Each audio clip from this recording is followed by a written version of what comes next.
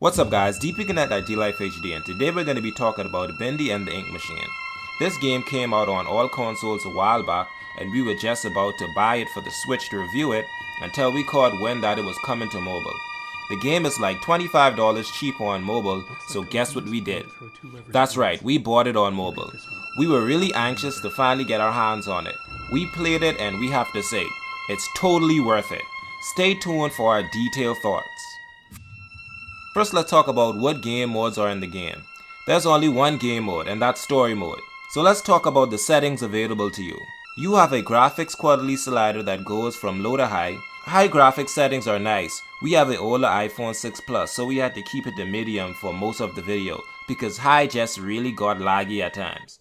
Below that is the music, sound effects, dialogue, and subtitles, which you can turn on and off. You can also adjust the panning sensitivity. We personally thought the default settings was fine, but different strokes for different folks. Now let's talk about controls and gameplay. The controls are really good. You move by using the virtual joystick on the left, and you pan by moving your right thumb. On the right side of the screen there are three buttons: a jump button, a action button, and a grab button. You'll sometimes confuse them a bit, but in time you'll get used to the controls. Luckily you also have gamepad compatibility as well. So if you're not willing to learn the on-screen controls, you can just use that as well. Alright, let's talk about the gameplay. This is where this game shines. This is a horror/survival game, so you have those moments where you're being chased by ink monsters of all kinds. Monsters with lights on their head, and you have to hide in boxes in order for them to stop following you. It's legitimately scary. The environments and the numerous jump scares also provide crazy spike of adrenaline. There are really interesting boss battles. For instance, on the 4th chapter you get to fight an amusing pot ride.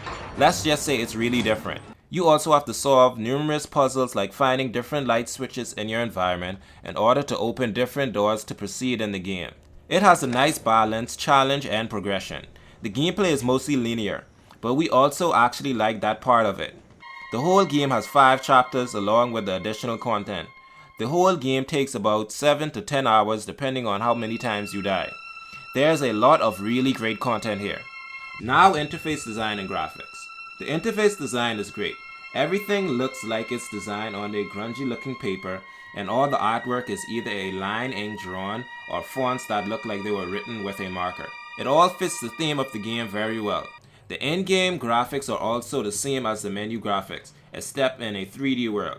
It's really cool because everything has this ink drawn, yellow cardboard look, and it helps the game not only achieve that creepy look, but it makes the game look completely different than anything that's currently out there. The art style is what drew us to this game in the first place. Up next we have music and sound. I see you there, my little errand boy. Your angel is always watching. What is it that keeps All the music is totally spooky, which works quite well for this game. The music slightly changes throughout the game, but still keeps the same creepy vibe. The real star of this game is all the voice acting and the enemy sounds. There is so many different voice actors in this game, and they all do a fantastic job at delivering an authentically scary performance. Each character also have their own sound effects that they make, so you can usually hear them coming or chasing you. It's crazy, but the variety of enemies is really nice to see in the game, and shows how creative the developers were. And last but not least, the story. You're playing a character named Henry. Henry was a lead animator at Joey Drew Studios in the 1930s, when the company was at its peak performance. It was a studio known for producing animated cartoons, especially their most popular character, Bendy. Many years later, Henry receives a mysterious invitation by Joey Drew himself to return to the old cartoon shop, but when Henry arrives, he notices that things are not what they used to be. Something has gone drastically wrong. Can you survive all 5 chapters of this horror game? All in all, if you want a great single-player horror survival game experience, this is it. There is no other horror survival game as full, deep, and as captivating as this one on mobile. With 7 to 10 hours of gameplay, gamepad compatibility, and with it currently being discounted for $2.99 compared to the $29.99 console counterpart, this game is well worth your time on mobile, and absolutely DLifeHD approved. Alright everybody, thanks for joining me, and let me know by commenting below if you agree with me or my opinions, or have your own to share. If you like this video, remember to smash that like button because it really helps us out a lot. If you want more content like this, remember to subscribe because we release mobile game content like this very regularly. Also, remember to follow us on Twitter and Facebook for more game updates. And lastly, remember to always stay one up.